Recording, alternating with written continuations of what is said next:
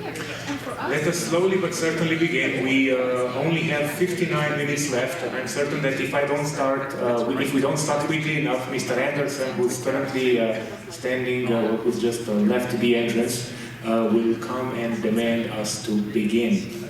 Welcome back from lunch. Consider this session the dessert. My name is Licen, and I coordinate the sport management programs at Washington State University, and I will be your server for this session. Many conference participants reiterated on this very podium that all play the game participants love sport, that it seems as if not all participants love large-scale sports events. Why is that? Well, three presenters today, all professors, will examine the subject. I will introduce each of them as we progress through this session. We are on a very tight schedule as the coffee break is less than 1 hour away, so I will do my best to keep the speakers honest and ensure there is enough time for discussion and comments at the end. We do not appreciate empty stadia, and we do not appreciate sparse conference audiences. So if you're one of those people who like to sit in the back of the room, do not be afraid to come forward for the cameras. Now, let's begin. Christopher Gaffney is a geographer and associate professor who works at New York University and researches at the intersection of urban studies and sport mega events. He has studied the topic extensively, particularly in Latin America. Today he will be making the argument for the imperative necessity of a global anti-Olympic movement. Christopher Gaffney.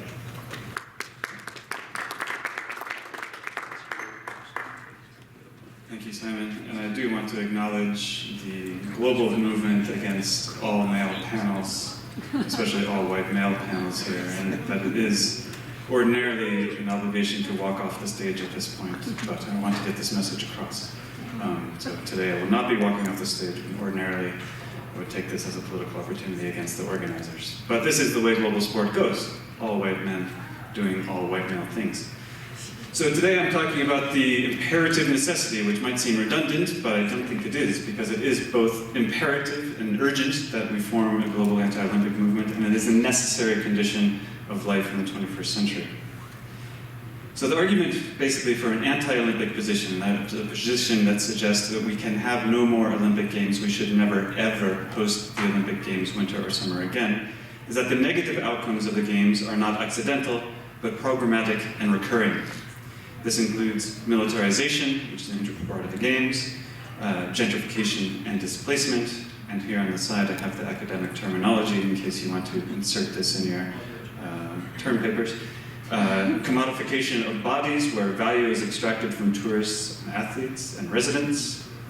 The single-use urbanism, with white elephant stadia, hotels, venues, and the like. All the rest of it, these are by design and repeating themselves around the world. The erosion of democratic institutions and norms through states of exception, exceptional laws and autarchies that disappear after the Games.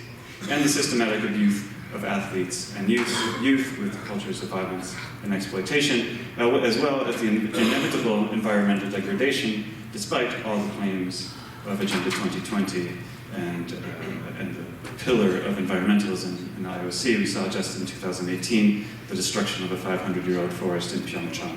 And what we'll see in both Tokyo and Beijing is continuation of the same thing, and especially the public financing of five-star lifestyles for star athletes, IOC members, and the like. So all these are solid arguments for never hosting the Olympics again. My critics have argued that this can happen incrementally, and we've heard time after time in this conference that these changes are underway, and FIFA is doing such a lovely job of things, and the IOC is doing tremendous things to institute change, and this will happen if we're just patient enough. But the evidence of negative impacts for host cities and populations is overwhelmingly negative. And when no one here has really talked about the business model and where wealth is extracted from, and this is from cities. If it's overwhelmingly negative for populations in cities, it's overwhelmingly positive for the IOC and corporate partners. They are completely disconnected from the ups and downs of the global economy. And this business model of extraction of rent from cities, people, territories, bodies, is predicated upon power imbalances, elite privilege, and short-term profits. There is no incentive to change this model. There are only external pressures to shape-shift the capitalist and extractive model. Agenda 2020 is shape-shifting to deal with the crisis of host cities, for example. And there is increasingly strong evidence of a broad global understanding of the Olympics as a highly mobile business that extracts value from urban territories, cities, and nations. And we can see this in the list of cities that have said no to the Olympics, to doing business with the Olympics. And even though these reforms have been incrementally introduced, Agenda 2020, some governance reforms, the essential part of the Olympic business model, the host city contract, has not changed.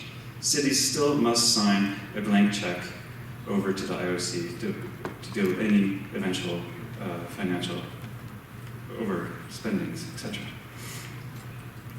And this monopoly condition, the monopoly condition of sports federations, the IOC, FIFA, and the monopoly rents they are able to extract from cities depend on willing bidders, a compliant media, and belief in Olympic mythologies. These beliefs have to be continually renewed, much like the Catholic Church. You have to believe that it's good for you. It is an ideology. It is a movement. It is a family that needs to be constantly recreated through the lighting of the torch, flags, the medals, etc. But with all this, if the Olympics and the World Cup had no flags, no one would watch. So this is a fundamental proof of the fact that this is an ideological construct that has no absolute ideological necessity in the world. So if incremental change is impossible, anti-Olympism is the only rational humanist position to take. Asking for these incremental internal reforms does not solve immediate and emerging problems, nor account for past abuses. Whatever reform is underway for Qatar, it doesn't deal with abuses that happened years ago. No one is now paying reparations to the Nepalese and Indian families for their sons who have died in the past years working on the Qatari stadiums. They're only saying, yes, it's going to be better going forward, trust us. So it's not rational to believe in these incremental changes. And if we were to take the issue seriously, global warming, sexual abuse, elite privilege, high consumption lifestyles, high diet lifestyles, discarded bodies, discarded territories, single-use urbanism, extractive economies of scale, then if we were to take this seriously, we can no longer abide these abuses and human rights violations that are an inherent and inevitable and programmatic outcome of the Olympic spectacle. And to accomplish this, we must plant the flag as far away from the Olympics as possible. To say, this is no longer possible. We must say, no. The impossible is now the reality. We cannot have the Olympic Games. We don't have to abide by this. And these paradigmatic shifts can be sudden, and we must understand that our collective global crises are exacerbated by continuing down the path of stronger, higher, faster. There's not just stronger, higher, faster for athletes. There's stronger, higher, faster for the impacts on cities and the extractive nature of the Olympic Games and the ever-increasing, accelerating global impacts of this unbridled consumption and infinite sustainable growth. So this movement is necessary, inevitable, and underway. If we understand cities as the resource, the key resource from which IOC extracts value, eliminating this supply is the easiest way to kill the business. Failing that, failing the elimination of all cities willing to bid, where we will always have our Bakus and our Minks and our Astanas and Beijings, standing anti-Olympic committees promote proactive and not reactive urban politics. What usually happens in potential host cities, like Los Angeles, for example, is that urban coalitions of political actors are forced to react to a bid. They're not engaged in the production of a bid. There has never been a grassroots bid for the Olympic Games, and there never will be. This is not how it works, because it comes from elite political and economic coalitions. So these standing anti-Olympic committees can engage urban politics in a new way. It also creates social solidarities across space and time, creates knowledge-sharing networks, and international exchanges. And these are important ways of sharing and disseminating best practice engaged politics across the world. And the Olympics are not just part of the problem, which to my mind is capitalism, nationalism, elitism, etc., but they're integral to it. Indeed, they're the leading edge of capitalism in terms of gentrification, new urban forms, knowledge sharing among elites and military, surveillance states, etc. And that by planting the flag as saying no to the Olympics, not ever again will we host these games, we open the possibility for a new conversation, which suggests that resistance to the Olympic Games is not futile, but is necessary, imperative, and essentially an optimistic stance. And this is a view from Tokyo, where we held the first global anti-Olympic summit this summer, and this will be continuing and growing in coming years, and I welcome your questions and comments about this necessary, imperative, and growing and optimistic global movement. Thank you.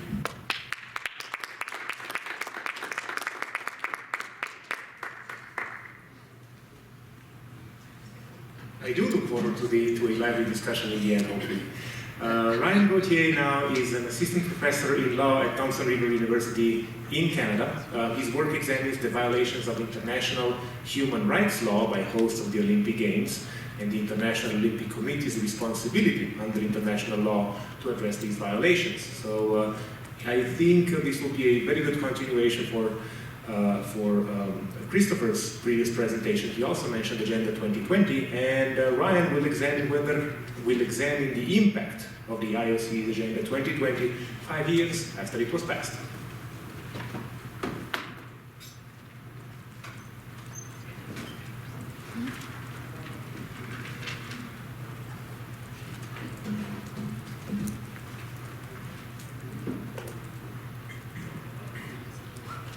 So I think a fundamental question that Christopher pointed out is this issue of incremental reforms. And he mentions that we can't trust in incremental reforms, that they won't be enough. And that's really the heart of my presentation today, is the Agenda 2020 adopted almost 5 years ago now. Has that been meaningful change, or has that been at best an incremental reform? And to understand that, I want to talk a little bit about the IOC's legitimacy crisis, although I see Andrew Zimbalist in the audience, and he went through most of that yesterday, so we'll necessarily be brief. I'll talk a little bit about Agenda 2020 and what the IOC sought to do and what has actually been done, and then talk about whether or not this question has been fulfilled through a framework of accountability. And I don't think there's really any doubt that the IOC is facing a crisis of legitimacy, as Christopher pointed out. There are many causes for this: the gigantism of the games, the high cost of the games, human rights violations, which I'll focus on, and poor legacy outcomes. And Johnny Coleman, who spoke yesterday from the No LA Olympics Coalition, just had this article posted on Deadspin about 3 hours ago talking about the legacy of the Los Angeles Games.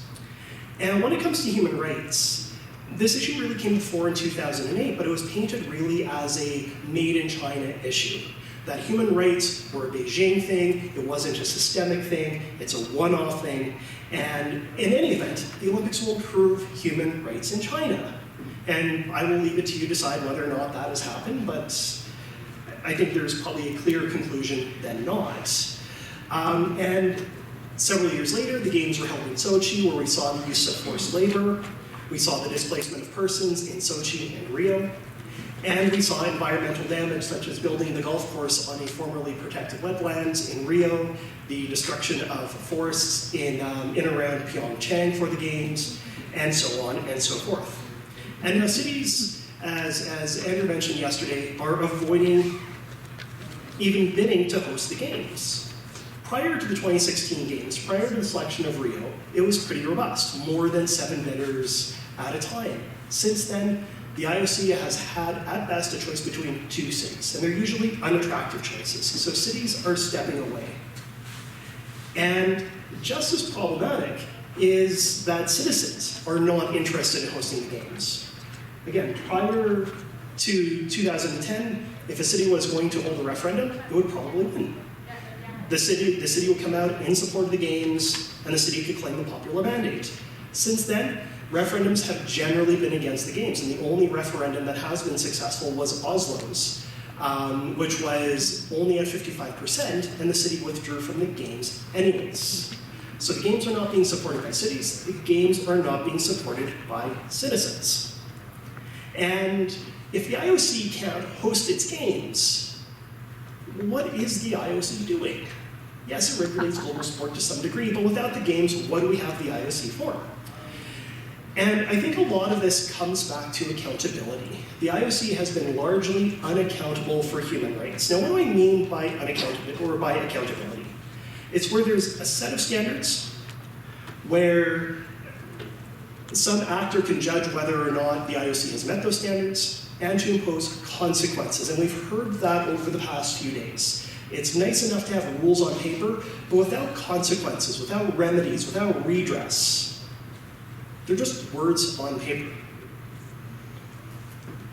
And I wrote a lot about this in my PhD dissertation and published this book about two and a half years ago, and I go through this in great detail, but I haven't really looked at the issue for about 3 or 4 years. So it's been interesting to come back to the issue with slightly fresh eyes and go, has meaningful progress been done? Because when I published the book, Agenda 20 had just come out, people were excited about it, this might be the beginning of a change.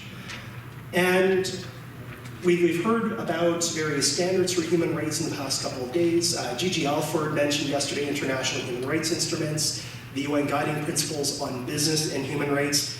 But I'm really going to focus on Agenda 20, on the IOC's response to the issues of human rights. And there's 2 articles in Agenda 2020 that may address human rights. The one is the inclusion of non-discrimination, environmental, and labor-related clauses in the host city contract. And the other one is the receipt of third-party advice in regards to social, economic, and political conditions. And now there's 2 ways to look at whether or not this has been effective. One is to look at the games themselves. And we've heard from Christopher about the games, but it's a little unfair to assess them because Rio was selected before Agenda 2020. It takes time to ramp this up. So, let's even give the IOC a pass on this. We'll just, we could do that, and we shouldn't. But for the sake of this talk, let's do that. And let's focus on the bids. Because the Agenda 2020 really speaks to the bid process. Is the IOC going to include human rights before they even select the games? And so with Beijing and Almaty was the first crack at it. It was a little bit before Agenda 20, but it's very much on the IOC's mind. And they had a requirement in the bid that human rights must be respected. Beijing and Almaty said, sure, we'll do that, provided no extra explanation really. And the IOC said, that's good enough, and by the way, we must respect the laws of a sovereign state. Now, we don't do that for intellectual property rights or things like that, but for human rights, we must protect sovereign laws. This is important for international law. We need to do this. Along comes 2024, 2026. The IOC increases what it looks for from bids. They ask for guarantees that venue construction will comply with local laws, not international laws, local laws, and international agreements if the state is party. Okay, we're getting a little better. LA says, sure, we'll do that. Good enough. Paris actually puts down standards. They say, we're going to adhere to international standards on sustainable procurement and social responsibility, and that these certifications using ISO standards will not be greenwashing. So they throw some shade at the LA bid, and they say, LA's kind of greenwashing. We have actual standards. What about Milan and Stockholm, the 2 most recent bidders? Milan was selected this year to host the games. Again, similarly, the IOC asked for a guarantee that human rights will be protected, and that if there's violations, they'll be fixed. But again, consistent with local laws, consistent with international agreements, if the state's part of it, but they bring in the UN guiding principles on human rights. So again, getting a little bit better. Milan says, yeah, sure. Stockholm says, yeah, sure. Yeah, no real information, no real standard, nothing to really say to a host, you promised you would do this, and you didn't. They just said, yeah, we'll agree to our laws. But laws can be changed. Zoning laws in Sydney were changed to displace people. Zoning laws in Rio were changed to get rid of protection of wetlands. Laws can be changed. There have been other standards, such as the IOC's new norm, which was discussed yesterday. Addresses some environmental concerns, doesn't really address human rights. There was an announcement in September 2019 that there will be a human rights framework established at some point in the future, possibly, maybe, whenever they get the new Human Rights Commission set up. So those are the standards. They're getting a little stronger, but it's just a little bit each time. This is very much the incremental change hinted at by Christopher. So what about review? Right, what if they break these standards? What if Paris doesn't live up to its commitments? Well, the IOC is the Coordination Commission, which looks at things on a games-by-games basis, but doesn't really have much authority. They usually fly in, take a look, ask people how things are going. Maybe they'll hold a press conference where they wag their finger. And there's an announcement of a Human Rights Advisory Panel, supposed to start earlier this year. It's been pushed back, might start up the end of this year. We're not sure. But then what about consequences? What happens if there has been a violation? Well, the host city contract says a city could lose the games, but that's a nuclear option. That's too drastic. The IOC has never taken away games, except during World War II. So it's very unlikely that a city is going to lose the games because of human rights violations. There are now fines in the host city contract for $1 to $1.5 billion, but when a games cost $40 billion to put on, is this simply just the cost of doing business? We don't need your money, IOC, we're fine, because then we'd have to actually pay for workers. We're not thrilled about that. So really, has the IOC done enough? They've made some steps. It's probably too little too late, especially compared to FIFA, which is not something I thought I would ever have said 5 years ago. You heard about FIFA yesterday, so I'm not going to go into that. Will the problem fix itself? Christopher Gaffney says, no, I tend to agree with him. If things look better in the next couple of years, it's only because the games are going to be in France, USA, Japan, Italy, not in Sochi, Rio, but look out for Beijing. So if things get better, it may not be because of what the IOC is doing, simply by a stroke of luck, which kind of seems a little bit like the MO.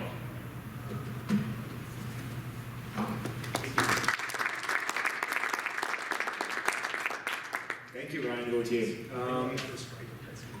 And now a perhaps slightly different approach and a slightly different view on things. Tim Walters is a professor in the English department at Okanagan College in Canada. In a previous panel, he asked FIFA head of sustainability, Federico Adiecki, about the math behind the environmental sustainability of the United 2026 FIFA World Cup bid. He simply does not see it.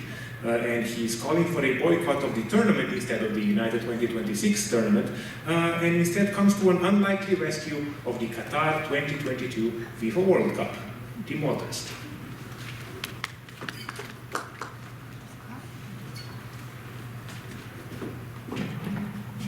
Thank you all very much for coming and listening to us talk today. I'll second Chris's expression of vague embarrassment, being one of only 4 white men up here, but this is the world that we live in. I'm certainly very happy to have the opportunity. This feels like my chance. It's one of the magical things about Play the Game conferences. You have the opportunity to provide a rebuttal in the same room, on the same stage, to the person that you're interacting with yesterday. So I'm happy to talk about this and maybe start a conversation about whether or not we should be hosting the World Cup here in 2026.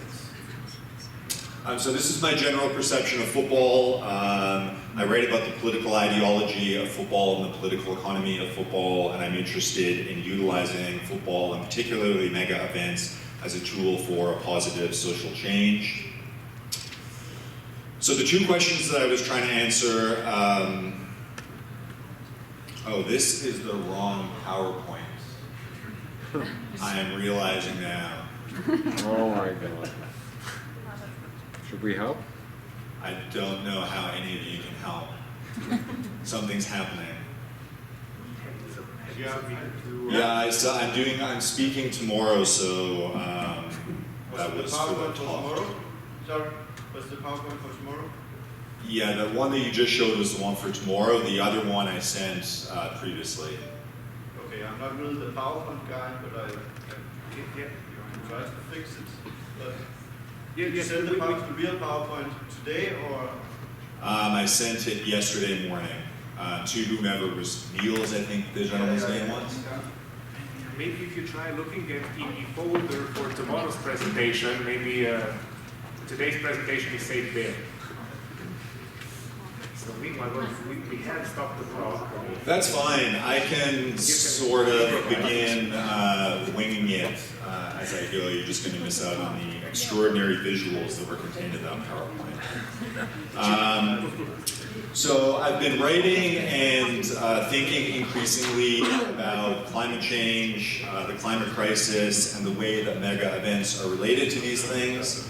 And the general approach that I have taken is that we currently find ourselves in a difficult situation because international organizations like, I focus on FIFA, but the IOC, UEFA, need to make sort of evaluated decisions about the general worthiness or goodness of one nation versus another. So the most recent controversies at FIFA seem to stem from the general sense of outrage that people felt about awarding the 2022 tournament to Qatar, and less significantly giving the 2018 tournament to Russia. But Qatar in particular, I think, was spoken about, particularly in major Western media outlets, as being a kind of on its face outrage. Like, FIFA has finally gone way too far, this is beyond the pale, it's a slave state, the deaths of one construction worker a day for several years while they're building the tournament. It's a nation that's associated with extreme inequalities of wealth, legitimately. It's a petro-state by any definition of that term. So all of these kind of standard critiques were about FIFA's bad behavior seemed to kind of reach this crisis point with regard to Qatar. Now, I don't dispute or reject any of those characterizations of Qatar. I think that the conditions under which workers working there are appalling. The point that I'm trying to make, and this is the general way that I'm approaching this question, is that we tend not to apply those same criteria to other kinds of countries. So when the 2026 United bid was awarded to the United States, Canada, and Mexico, it was sort of met by the international critical community with a sense of relief. Everything's okay, we're finally making good decisions again. We don't have to worry about dealing with these kind of states that have a dubious international representation. The problem, I think, with that is that we are collectively deluding ourselves about the way that countries like the US and Canada in particular have comported themselves on the world stage.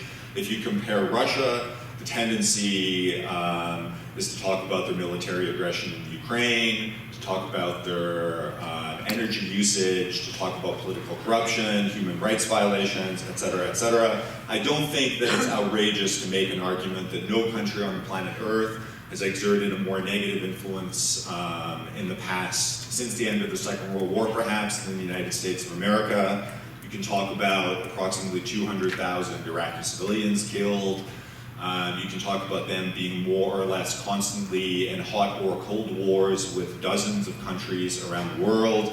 The United States is a much bigger energy producer in terms of oil and gas and coal, and has a much larger carbon footprint than Qatar. That is also true of Canada, that is also true of Mexico. Canada, while somehow inexplicably still spoken about as being this kind of bastion of decency and civil rights. We have our hunky prime minister who jogs along the ocean with no shirt on and takes selfies with people. Is doubling down on our fuel. We have the largest, dirtiest pool of oil in the Alberta tar sands, the largest industrial project on the planet Earth. His government recently decided to invest $4.5 billion taxpayer dollars. Hey, we're up. I'll skip ahead to more or less where I am. Thank you to whomever was in charge of that. Exactly, I appreciate it.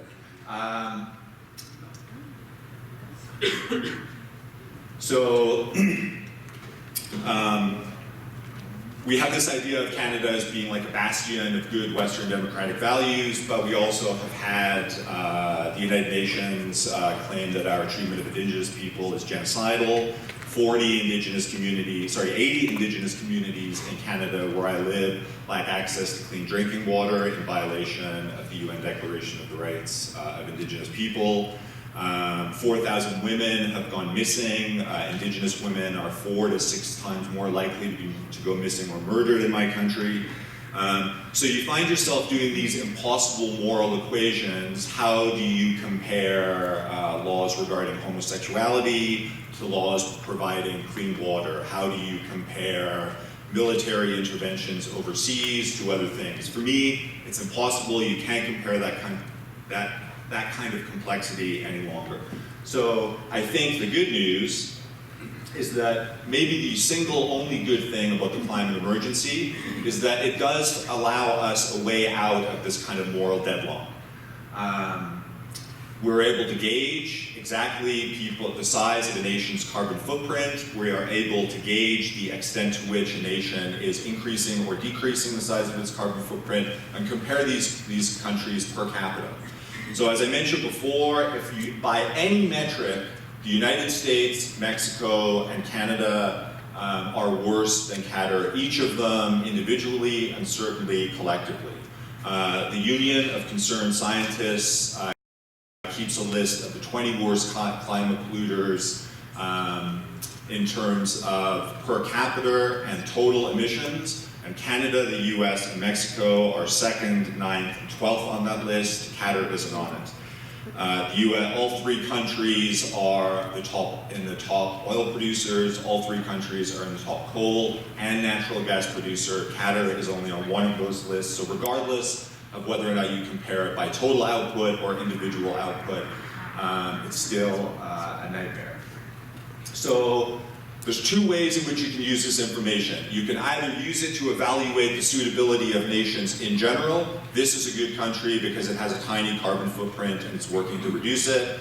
This is a terrible country because it has a massive carbon footprint and it doesn't seem to be doing anything about trying to reduce it. It's a global, all-encompassing problem.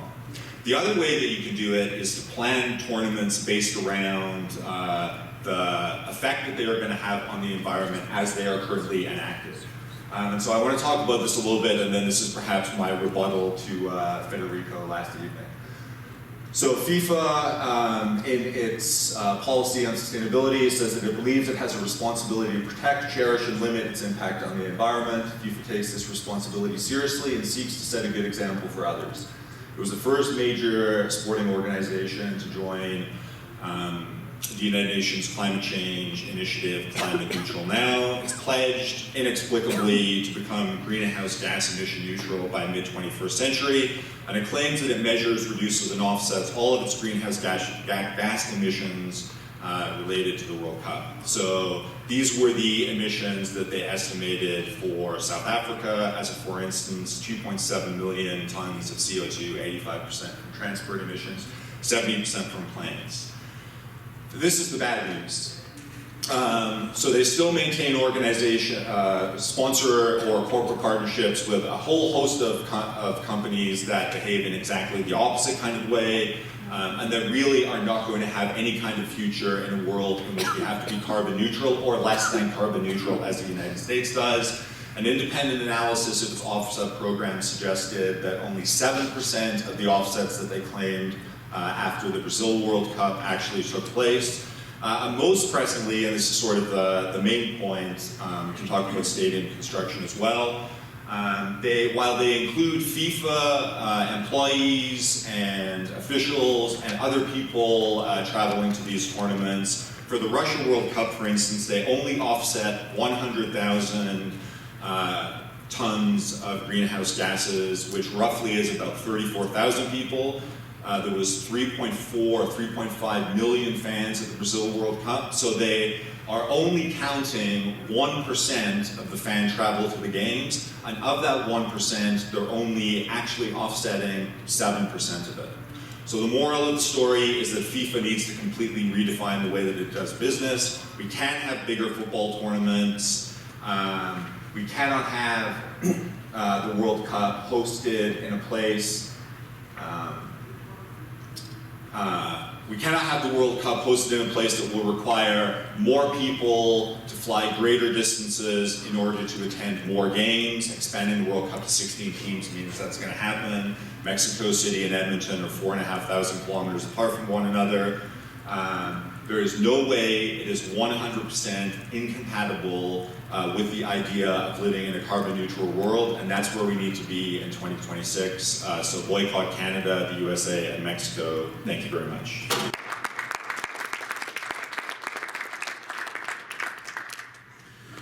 Very well.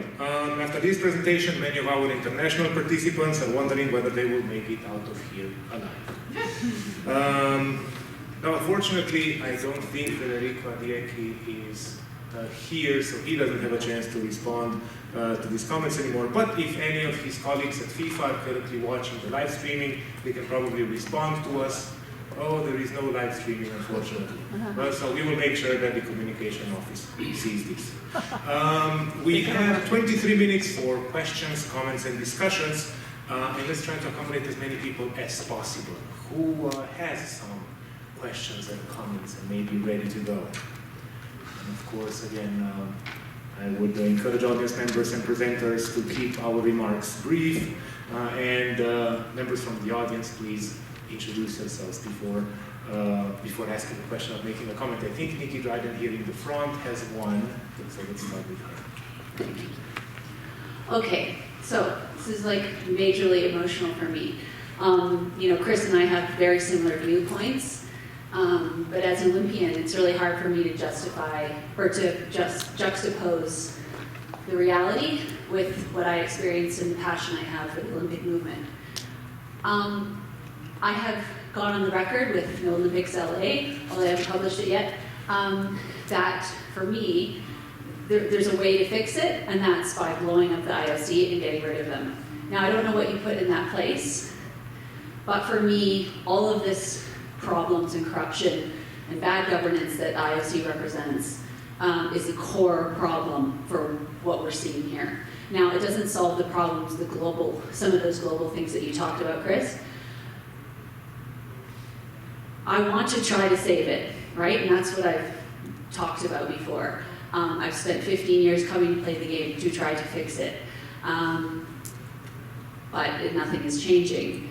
If we were to get rid of the IOC in its current construct and put something else in place, and I'm not sure I know what that is yet, do you think we could save the Olympics?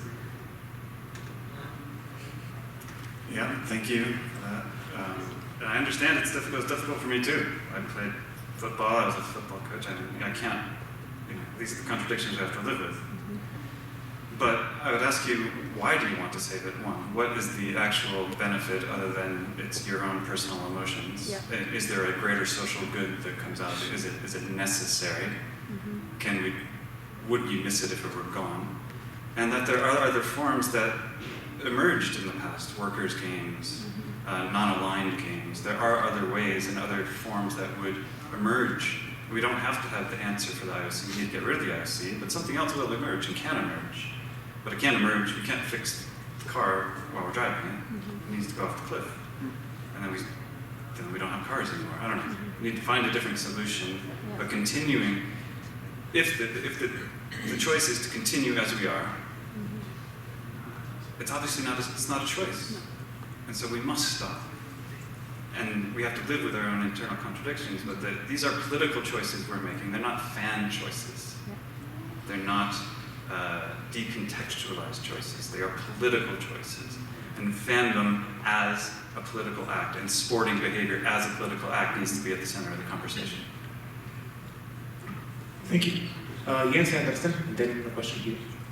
If we assume that the global TV audience likes that kind of sports entertainment and the emotions that come with the big Olympics and images of nations working together or fighting each other or whatever, but if we assume that this actually could have a positive impact of, I'm just assuming, could there be compromises in organizing this event in such a way that it would actually benefit? Isn't that maybe the main obstacle for the general accept of the Olympics? That the business model and the social model and the construction work and so on is also harmful. But that if the IOC would reach out truly to social movement, maybe solutions could be found, or would you exclude that? Personally, I think it's a structural impossibility because the Olympic movement, FIFA, the global sports industrial complex is an industrial complex. From the production of shoes in Bangladesh, to shirts in Vietnam, to doping, blood sampling, technology, and medical science and policing, it is inseparable from global capitalism. And so it is one element of it, but to suggest that the IOC is going to willingly dismantle a business model that is profitable for so many different sectors, including surveillance, militarization, smart cities, real estate speculators, and it's not just the IOC, but it's also willing national and local actors that are in collaboration to extract value from cities and take it out of the public realm and put it into private hands. To suggest that's even a possibility, I think, is naive, and that it is therefore an impossibility, and that the games themselves accelerate and direct those extractive mechanisms to the great harm of those who host them and those who attempt to perform in them. And so, going from the molecular level to the global, this is a serious problem. And that for me, the only solution is to say no, it cannot happen anymore. And certainly, if it were to happen in the future, it cannot happen under these conditions. Hello, my name's Sabrina, and I'm a PhD student at University of Toronto. And I'm curious in terms of the anti-Olympic movement, and I know you spent some time in Brazil, Christopher. I just wanted to know the appetite of it in other countries and what's been the take-up of some of the information and, about the movement and also mobilizing. So I'm curious about that as well, and just how the information sharing of it, beyond play the game to cities and populations who are not privy to getting such information about the damage or the structure or the elitism, etc., of the games. The more you know how the sausage is made, the less sausage you eat. And so when people are introduced to the realities of the business model, the overwhelming tendency is that they're rejected. In all the cities I showed, that there's been an increasing rejection because public knowledge over the last 10 years has built from city to city. In Rio de Janeiro, the conversation was largely about extending the extent of information to the public, which is generally limited by media who are complicit in the hosting of the bids.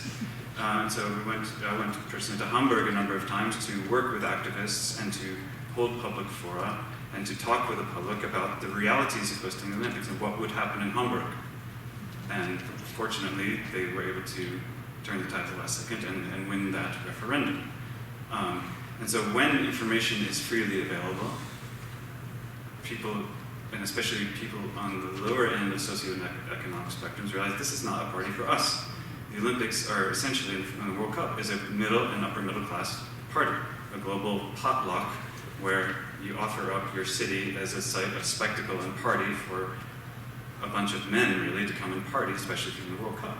And that's not an equitable way of social development. I think when people see the realities of that, the promise of the spectacle, that they themselves become the thing that's the problem, and because the problem is not terrorism in the World Cup and the Olympics, the problem is the local population. How do you get rid of the local population so you can substitute their daily patterns with those of tens of thousands of tourists? When they realize that they have elected become themselves the problem, then like, well, actually, no. Put the party somewhere else, or eliminate the party. And so one of the reasons that this global anti-Olympic movement has started is that in Rio we were really upset that the people in Chicago we're saying, go Rio, go Rio. Like, that is just not solidarity. And so you don't want the games? It's global NIMBYism, right? We don't want it either. So how about we just find another way forward? And so I talk about this growing movement of understanding the business model and the extractive nature of the games for a very select, it's an elite event for elite populations. And when people understand that, they tend to reject it. Nikki Dryden and then Bruce King. Can you talk just a little bit more about what happened this summer in Tokyo when you all met? And if there's an opportunity for it to be broader than the Olympics and include all mega sporting events like World Cup and things like that? Are you reaching out to, cities about that? And countries? Yeah, well, this summer in Tokyo was organized through several of the grassroots movements in Tokyo who are working with homeless populations, with people that have been removed from their apartments with the rezoning around the new national stadium, as well as academics and residents living in the Fukushima region that's still destroyed from the Daiichi disaster. And so we had people, myself and a couple other people from Rio, people working on the ground in LA, from London, a mayoral candidate for Paris who was running on an anti-Olympics platform, people from Pyeongchang who had been active around the removal of the forests, Jakarta, and of course Tokyo. And so we had a week, 10 days of seminars, field trips, knowledge sharing, public events, media events, and a big protest in the Shinjuku district. And all this is, if you search for global anti-Olympics protest Tokyo, there's lots of videos, and we had several hundred, 350, 400 people walking around Shinjuku with police kettling and Secret Service and all this stuff. But it was peaceful and enjoyable and really a vibrant knowledge-sharing experience that kind of coalesced a lot of different experiences in cities that had all had similar battles to fight in dealing with the Olympic juggernaut. Thank you. Like Nikki, I spent my life as a reformer rather than an abolitionist. Like Nikki, I'm a former Olympian, and perhaps I think too much with my heart than my head. But I'm convinced that under the right circumstance, there is a widespread support for some kind of international sport under inclusive conditions, under conditions where the Olympic City doesn't have to be an armed state, with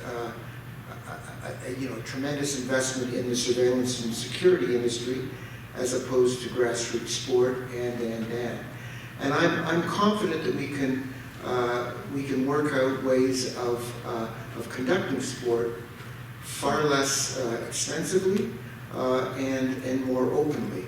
And Chris, you mentioned the earlier alternatives like the Workers' Olympiads, the Games of the Emerging Forces, and having studied those, they do provide examples of much greater, more inclusive events. I mean, in the 1931 Workers' Olympiad in Red Vienna, there were 80,000 participants, 25% of whom were women, compared to the IOC's Olympics the following year with about 1,500 competitors, 100 of whom were women. So we do have models, and I honestly think there is a worldwide consensus for that, both for athletes and participants, and also for spectators. And I think it's a healthy competition between the abolitionists and the reformers about who can get there first, and that's what I'm working on. What I'm not convinced we can solve, though, is the environmental crisis, given the extent to which modern sport as we've known it, and certainly in vast countries like Canada and the United States, are built around travel for sport. And, in the days when we didn't have any money, we had what we called telegraph meets, where people would compete. Remember those, Nikki? Yeah. Where people would, in track and field and swimming, at least in the measurable sports, compete in different parts of the country or the world, and then by telegraph, which was the technology, Or you post. compare. Mine was post, not telegraph. Well, snail mail and other earlier technology, you compare the results and you get some sense of competing in a larger pool. That's something I think we really have to work on because, like Tim, we can't just add to the people flying about. I think that is the much more serious threat.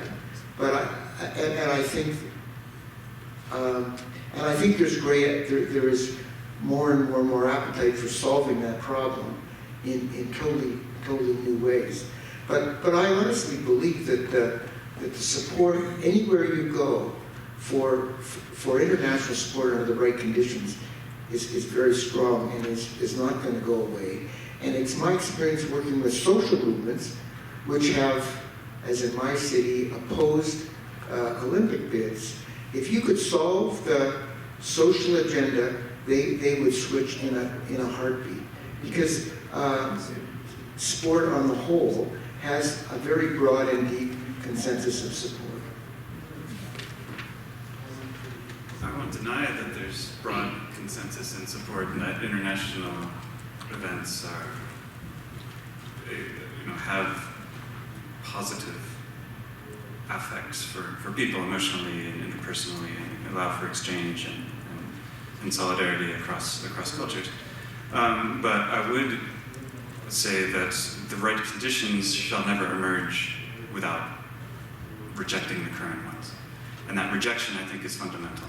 To say that this is incrementally possible is to say that we shall continue along the rules that have been established by those from above, the IOC. Capital interests, military-industrial complex will not allow Olympic Games to happen. You'll never have the Americans at Olympic Games without massive military intervention. For instance, fear of terrorism, etc. So I think one solution is to have this be on the Great Pacific Plastic Patch. That big thing floating in the Pacific. Why not? It's already there. It's a massive island. We'll just have that be Fantasy Olympic Island. Oh my God, that's awesome. And send the police out there to watch everybody spin in circles. Thank you. Can I just expand Yes, on please do. that a little bit as well? Yeah, I think I understand that any kind of mega event is going to have a carbon footprint at a time where we have to be treading very, very lightly in that regard. The thing that is jarring is the disjuncture between the way that the Qatari World Cup has been represented by comparison to the USA World Cup. If it were your goal as a sporting organization to choose a host country or a host conglomerate of countries, you could not have picked three worse choices than the United States, Canada, and Mexico at a logistical level in terms of moving people from game to game all across this giant continent, or in terms of rewarding countries that have consistently and grossly avoided their climate responsibilities. And this has been a pattern on the part of FIFA. So if you take the list from the Union of Concerned Scientists of the top 20 per capita and total CO2 emitting nations, every single World Cup host from 2026 back to Spain in 1982 has been on that list, with the exception of Qatar, which isn't on that list even if you factor in the per capita. Obviously it's a very small country.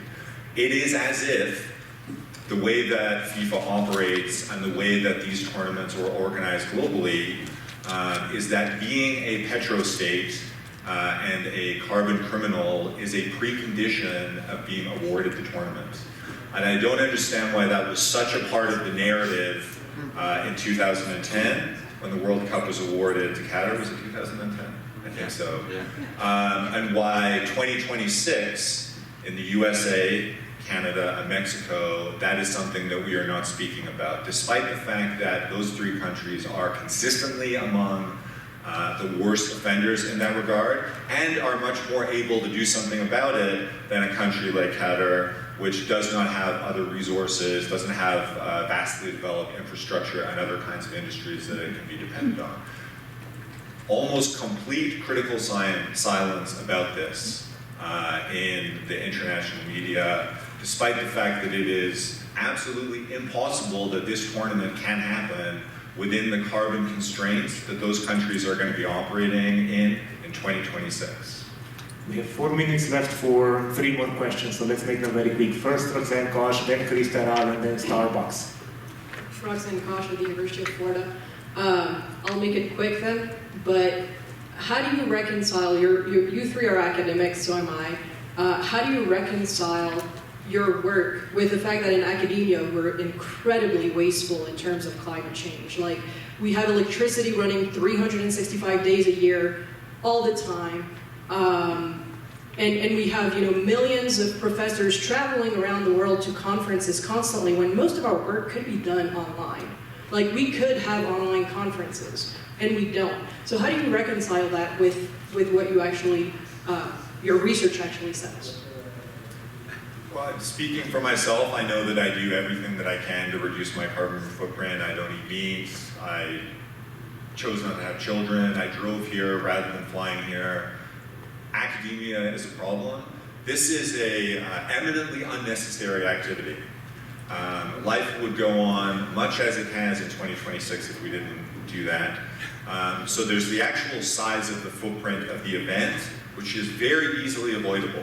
You have it in one small area. If you have a World Cup that has 16 teams in one city or in a region where there's several cities, and you choose to offer it to countries that are not doubling down on the behavior that is leading us all to the 6th grade extinction.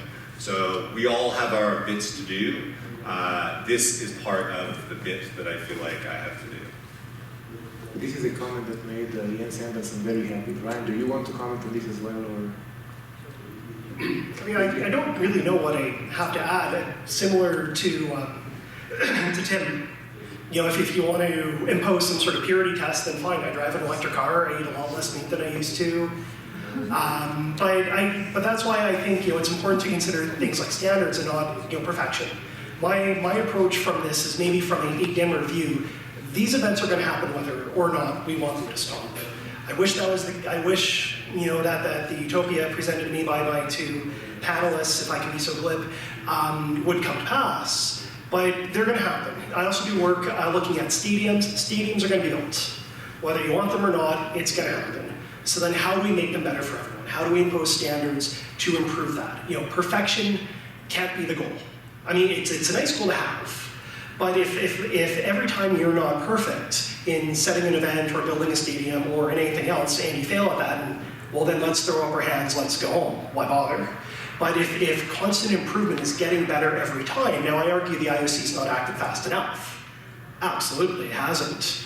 But am I expecting the IOC to be perfect? No, I'm expecting it to be better and faster, but not perfect. I think that's something to keep in mind. As long as we're here, let's stick around for one more question.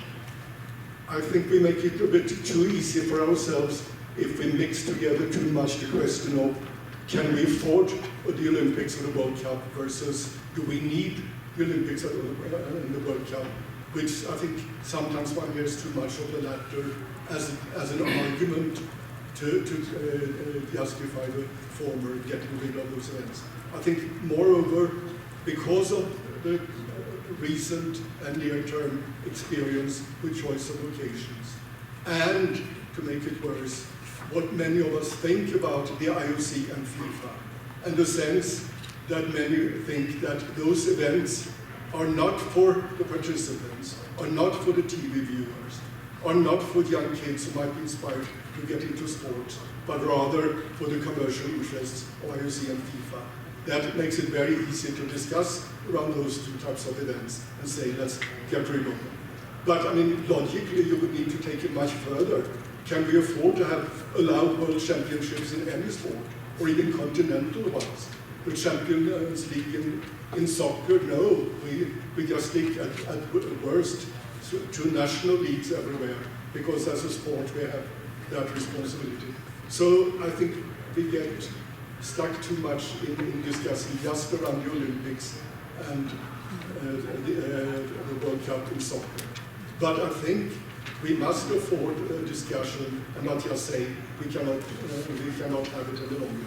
We must afford a discussion about what purposes other than yielding benefit for IOC and FIFA do we really have these events. And if it was not for the construction cost, if it was not for the massive travel events, would there be much more global support for the existence of events in some form, as Jens was suggesting? Well, that is exactly why I think it's imperative and necessary to have an anti-Olympic position, because it opens the possibility of not doing this anymore. You say, okay, well, if you're against the Olympics for these reasons, then you're also against public financing for American football stadiums. Like, oh yes, actually that too, because that's anti-democratic. That erodes public discourse. That is public subsidy for the wealthy.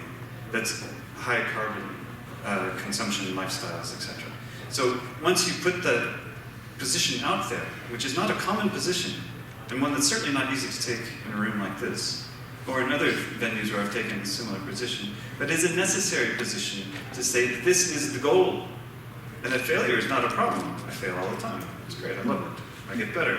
I refine my arguments. But if we don't aim for that, then there will be no improvement will be fast. No improvement is fast enough other than elimination. So I'm continually dissatisfied. And I think we should all be continually dissatisfied with any of the reforms that have happened in global sport. They're absolutely not enough, and they don't address past injustices, or the coming injustices that will unfold with the realization of the 2026 World Cup, or the work we do as academics in flying around the world to do these sort of things. It's never enough until it's solved. It's never enough until that truth and reconciliation of what has happened in the past has been addressed. Much like the Catholic Church, the Olympics depend on our constant belief in a system. And until those imbalances and future injustices are accounted for, we cannot be satisfied. I think both the presentations as well as the very insightful comments of the audience members who contributed today point to a very fascinating potential theme for the Play the Game conference in 2021, which we are all, of course, still here and still alive and well. Until then, please join me in thanking the presenters for this very